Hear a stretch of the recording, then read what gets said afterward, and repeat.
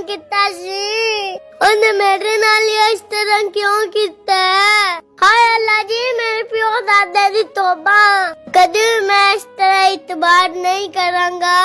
हाय हाय हाय इड्डी निक्की जान दा जुल्म कौन करदा है? ओए मैं सदके जावा उस्मान तेरी ये हालत किन्ने कीती है? पापा मेरे स्कूल विच एक लड़की रोज गाना गांदी सी।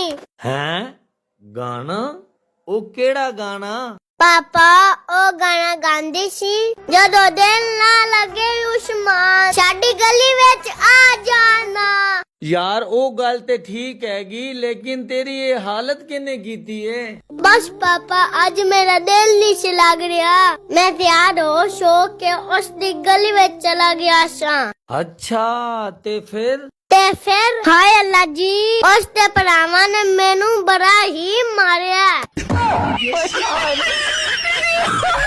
उन्हां दे सामने कहंदी है मैं तां तैनू जाने दी नहीं।